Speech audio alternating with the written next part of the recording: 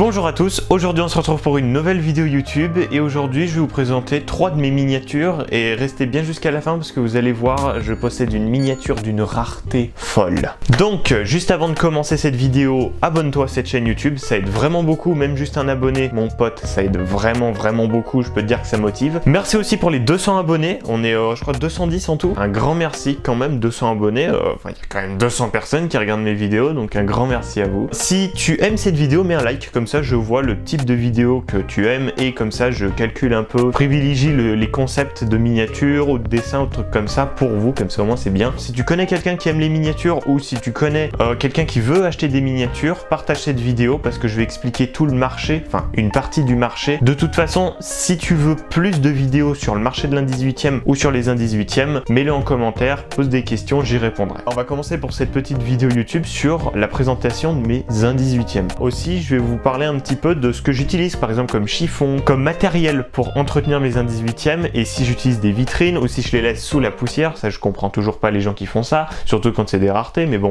Je vais faire un unboxing de mes 3 1/18e, il y a plusieurs personnes qui m'ont posé la question en commentaire et surtout sur Instagram, vous avez forcé sur Instagram, hein. Est-ce que je peux vous montrer mes 1/18e et parler un petit peu du marché ou de trucs comme ça, donc je vais le faire, je vous ai écouté, ne vous inquiétez pas. Alors en même temps, je teste comme ça, j'ai cette caméra principale que vous avez toujours connue et j'ai une deuxième caméra qui est ma GoPro Hero 9, donc comme ça vous verrez un petit peu. Désolé pour la qualité qui est clairement moins bien que celle-là, j'ai essayé de la régler mais c'était une sacrée catastrophe, donc vous verrez cette caméra pour le principal et cette caméra où il y a plus en détail. On y va, go.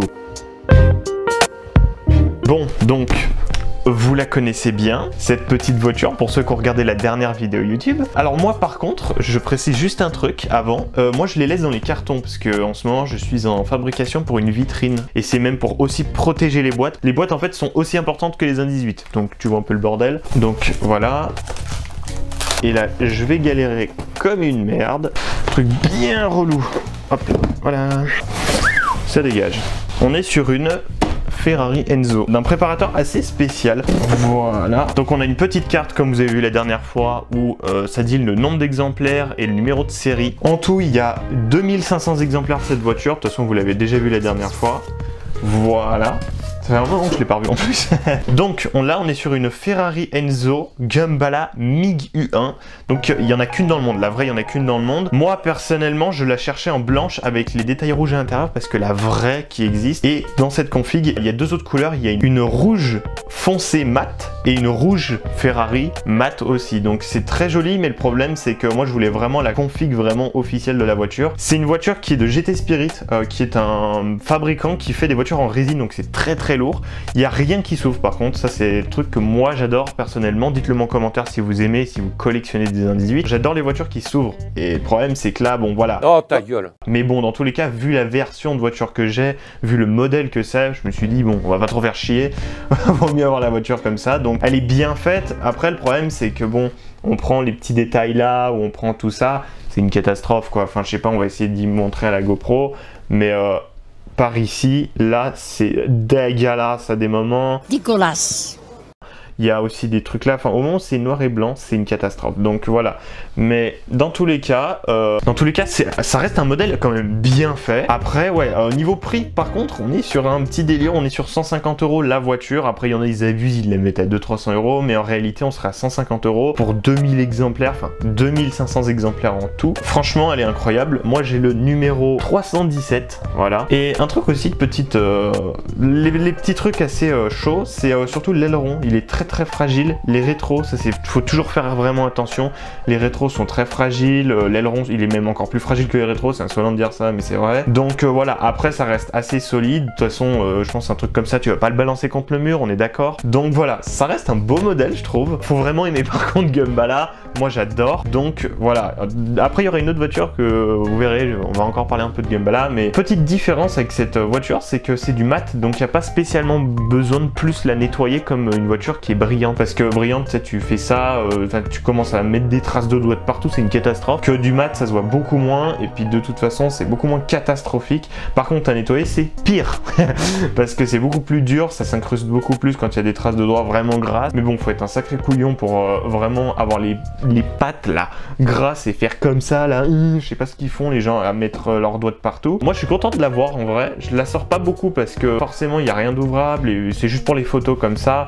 Moi j'ai deux techniques par contre au niveau nettoyage on va dire, où je prends des pinceaux à maquette. Vous allez dans une boutique de maquettes, de miniatures, et vous prenez des pinceaux très pro, donc on serait en moyenne, si vous prenez un paquet de pinceaux de 5 pinceaux, on serait à 11 €. C'est des pinceaux qui sont tellement fins en fait au niveau des poils que ça raye rien. Et quand vous en achetez une, surtout d'occasion, vous avez à demander de la poussière là, là, ici, j'en ai eu là. L'ancien propriétaire a fait extrêmement attention, elle a été très peu sortie cette voiture, donc j'ai eu de la chance, mais il est très respectueux, donc un grand merci à lui s'il regarde cette vidéo. Voilà, j'en ai eu certaines, on va pas se mentir que la poussière c'était une catastrophe, donc je prends un pinceau, je souffle à peine et je passe le coup de pinceau, ça enlève la poussière. Et après au niveau des chiffons, alors moi je pars dans un délire de miniature, quand je vous dis c'est aberrant. J'ai une boîte Nivea, bon ça on s'en bat les couilles, voilà, j'ai donc tous les chiffons, donc là je dois en avoir bien 20, oui, une vingtaine. Au niveau des chiffons, c'est ou des chiffons à lunettes, enfin c'est même pas ou des chiffons à lunettes, c'est tout le temps des chiffons à lunettes. T'as plusieurs types de chiffons à lunettes où l'air passe beaucoup, puis t'as les trucs où t'as carrément des motifs, donc l'air passe moins. Alors c'est un peu important d'un côté l'air, parce que quand tu vas nettoyer ta voiture, à des moments, vu que tu dégages de la chaleur, ça va faire un peu de la buée,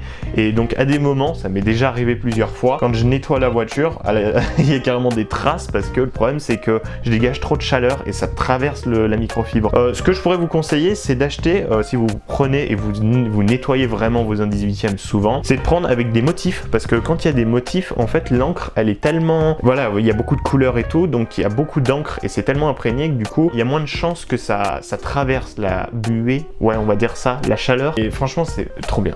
C'est trop bien. Mais voilà, petite Ferrari Enzo MiG U1, allez sur mon Instagram si vous voulez voir plus d'1/18e d'un côté assez rare, parce que moi j'aime bien faire des collections de voitures rares, mais très rares même, donc si vous voulez voir plus de photos de mes 1/18e, je vous mets en description mon compte de miniature. Alors à la base c'est un compte dessin, vous allez pas me saouler, mais je l'ai fait j'ai un peu modifié, j'ai fait compte miniature et dessin. De toute façon je vous mets mes deux comptes Instagram, allez vous abonner, vous verrez il y a plein de trucs incroyables. On va passer à la deuxième voiture qui va être encore plus lourde. Restez bien jusqu'à la fin, vous verrez il y a une dinguerie à la fin. Alors là c'est pareil, je protège la boîte. Le truc le plus insolent, je la protège parce que aussi la boîte est plus vieille que moi. La voiture est plus vieille que moi, elle date de 2004 la voiture. Moi je suis de 2005 hein, juste pour vous dire, donc elle a 18 ans la voiture. Donc pour vous expliquer un petit peu, ça c'est du Auto-Hard. Bon ça je pense que vous avez dû un peu capter. Auto-Hard t'as plusieurs versions. On a en fait en réalité maintenant ça n'existe plus, mais avant dans les années, ouais je crois que ça a commencé en 2000, dans les années 2000, un truc comme ça. En fait t'avais plusieurs versions, t'avais les versions normales, donc là j'en ai une là-bas qui est une boîte, je vous mets la photo, qui est une boîte en fait noire dégradée bleu. J'en ai une là-bas, c'est une Lotus 311 et en noir mat, c'est très joli, mais moi je préfère mieux celle en verte avec les détails jaunes, enfin voilà.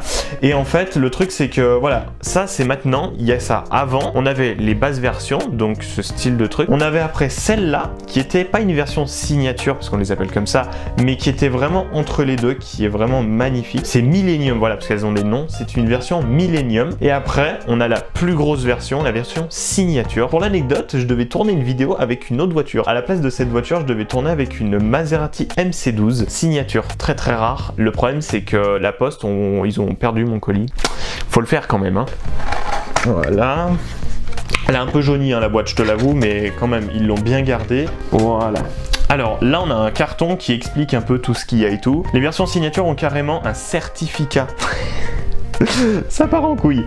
Donc là-dessus on aura les petites sangles, ouais, parce que dans le capot de la Carrera GT on a des sangles en cuir, donc ça c'est du vrai cuir, elles n'ont jamais été ouvertes, donc ça c'est incroyable. Donc on a les deux morceaux de toit et on a les petites sangles, et là on a la petite Porsche Carrera GT. Alors moi j'avais une config assez spéciale par rapport à cette voiture, c'est que en fait je la voulais grise, mais moi j'adore la Carrera GT, c'est avec l'intérieur marron. En fait il y a en tout 6 couleurs, il y a rouge, gris, jaune, blanc et noir. Et après on a celle-là, donc c'est toujours la même couleur, c'est du gris, sauf que c'était un intérieur du coup en marron, sauf que petite différence c'est qu'elle est limitée à 500 exemplaires en tout dans le monde. Je vous montre cet intérieur, donc les portes elles sont incroyables parce qu'elles s'ouvrent, c'est pas du Burago où ça s'ouvre à peine, là vraiment elle s'ouvre parfaitement. Donc voilà, vraiment c'est magnifique.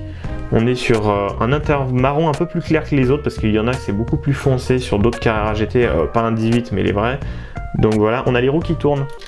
Ça par contre c'est incroyable, les roues qui tournent c'est gage de qualité d'un côté. Au niveau de tout ce qui va être capot, alors Je vais vous expliquer encore une anecdote très con en plus. Chez AutoArt, les ailerons, il y a un petit bouton en dessous, sauf que moi je n'avais pas capté, je crois que c'était que chez Bugatti où il y avait ce petit bouton, donc à chaque fois je le levais à la main. Et en réalité, il n'y a pas spécialement besoin forcément, donc si on l'ouvre comme ça fait...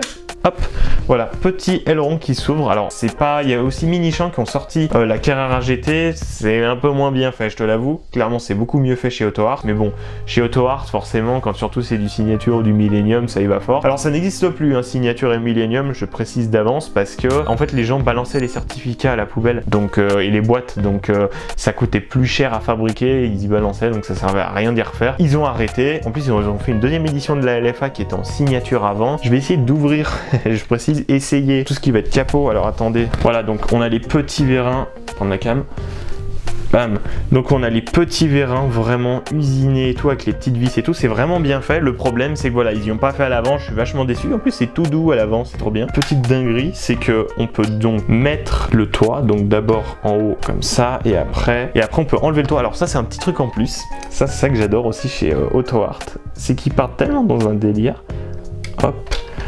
qu'ils ont fait ça. Alors attendez, un peu dur de filmer avec la caméra. Alors je crois que c'est d'abord ce toit. Donc d'abord tu mets celui-là, après tu mets celui-là, donc bien à l'envers, et après voilà, donc tu peux réellement mettre le toit et puis forcément les petites sangles servent à sceller le toit dans le coffre. Mais en vrai au niveau du prix ça va, on est sur du 280 € la voiture. Donc moi je l'ai payé 280, 290, presque 300 € la Carrera GT. Ça va en vrai. Enfin d'un côté ça va pour ce que c'est quand même une Millennium, c'est une Carrera GT AutoArt ça reste assez cher, hein. On est sur du 300-400 € voire plus. Et puis on va passer à la dernière voiture. Et alors là mon pote, c'est une dinguerie la voiture, vous verrez. Le scotch il va pas commencer à me saouler.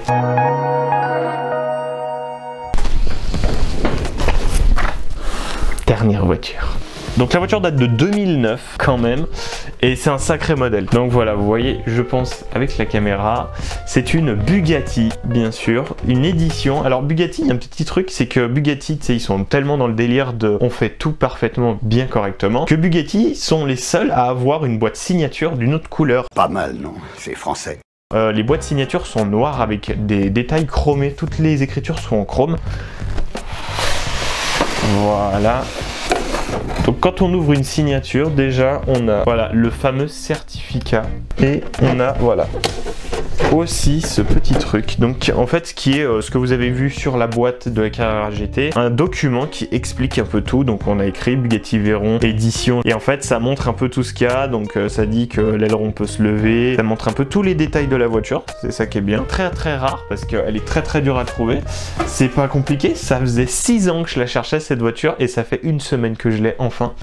Et alors là, bah, vous avez dû la reconnaître pour ceux qui la connaissent très bien et qui aiment les années 18e.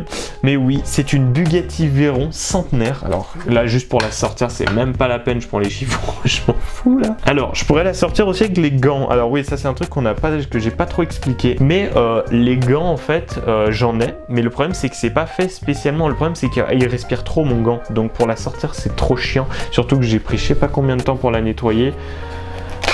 Hop, elle est très lourde. Comme ma bite. Voilà. Alors, les voitures, je vous conseille surtout de les tenir par-dessous, mais avoir une bonne emprise avec la voiture. Donc, par exemple, là, j'ai 2 trous, donc ça va. Mais par exemple, pour l'avant, je tiens genre dans ce délire, quoi. Et voilà, faut avoir un peu l'habitude. Alors, ça fait 6 ans que je cherchais cette voiture. Ça reste une Bugatti Veyron normale. Le truc, c'est que c'est une édition bleue centenaire, qui est une rareté, vous imaginez même pas. La vraie, je l'ai vue, alors, c'est insolent, c'est une anecdote.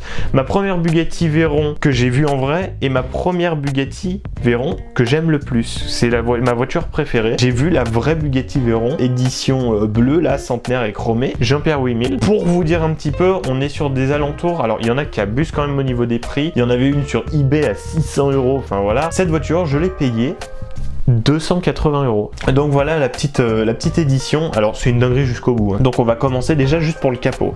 Quand tu ouvres le capot, tu as les petits vérins. Alors il tient pas trop le capot, je t'avoue, à l'avant. Magnifique, en plus c'est tout doux aussi là-dedans. Bon là par contre, si tu as une Véron en version Roadster, ils l'ont pas fait en plus Autohort, la version Roadster, mais tu peux pas mettre le toit là-dedans, hein, tu oublies tout de suite.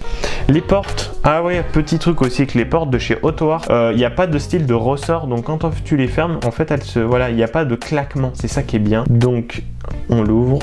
Voilà, donc là c'est tout en métal, là les full métal, la voiture, même le capot arrière, là le petit truc qui s'enlève, il est full métal, incroyable. Et donc si on regarde l'intérieur, vas-y fais voir Michel, bam. Donc on est sur un intérieur full black, tout en cuir. Alors ça c'est la vraie tout en cuir, là on n'est pas sur tout en cuir. Donc voilà, on a le petit centenaire. Alors putain, il veut pas me faire... Bon, là, on a une petite plaque écrite centenaire 2009 Villa d'Est. Voilà, on a toujours les ceintures aussi fait en petite ficelle. C'est trop bien ça. On se l'avoue. Le petit truc en métal. Aussi, un truc que j'adore par contre, et ça m'a surpris de ouf quand j'ai vu cette Bugatti. On a les jantes. En fait, les jantes sont faites en plastique, mais c'est tellement bien fait, bien chromé tout ça, qu'on dirait qu'elles sont faites en métal. Mais c'est du plastique. C'est incroyable. Pour la voiture, je vais essayer de vous mettre une photo. En fait, dessous, on a carrément les soufflets et tout, des roues pour aérer les systèmes de disques, tout ça, c'est incroyable. Donc on a le petit logo Bugatti EB en chromé, et en fait, donc on peut enlever ça, qui est en métal, hein, qui est aimanté, hop, faire gaffe, et voilà. Petit moteur, bon alors c'est vrai qu'on voit pas grand chose, je te l'avoue qu'on voit rien. Mais voilà, là c'est le moteur de la Bugatti, donc un W16. C'est n'importe quoi. Et on a une petite option que j'adore avec l'aileron. Alors je vais juste remettre ça parce que c'est chiant à remettre quand l'aileron est ouvert. On a le fameux bouton où quand on l'ouvre, bam, voilà, on a l'aileron qui sort et en plus on peut le lever. Alors quand il est levé comme ça, c'est quand elle freine quand même assez fort. Mais voilà, franchement incroyable, on a ça aussi. Et on a la petite grille. Ouais, ok, il me fait de la merde. Non, ça marche pas. Bon, là on a une petite grille qui est toute gravée au laser et tout, c'est vraiment magnifique. Donc voilà, franchement, elle est pas jolie comme ça, là. Franchement j'adore. Et du coup, moi j'ai la 3e Bugatti la plus rare du monde, en 1/18e. Petite anecdote du chromé, souvent même les voitures, cette édition à 400 €, qui pourrait, il y en a qui y mettent à 400 balles, les trucs c'est complètement rayé. Moi je l'ai payé 280 €, il n'y a rien de rayé, il est nickel. Et c'est le truc qui me fait le plus peur, c'est surtout d'éviter d'y rayer. Donc j'y nettoie que avec ce chiffon qui est le plus doux possible. Allez, en plus je fais pas ça, je fais absolument juste ça au cas où s'il y a une poussière ou un truc comme ça, vraiment faire gaffe, il y en a. Mais voilà, dans tous les cas, elle est nickel. En vrai, je vous la conseille, mais voilà, là par contre, c'est clairement plus le budget qui vous freine. Bon bah voilà, c'était tout pour cette vidéo. Un grand merci à toi d'être resté jusqu'à la fin pour ces divinités là, ces beautés, Théma, comment c'est beau là, hein. Voilà. Donc un grand merci à toi, je vais encore faire le casse-couille mais abonne-toi, comme ça vraiment ça aide vraiment beaucoup, donc merci pour ton abonnement. Dis-moi en commentaire si absolument tu veux une vidéo sur le marché de l'A18e, ça me ferait vraiment plaisir de vous la faire, vraiment j'adore ça. À une prochaine vidéo, au revoir. C'est chaud.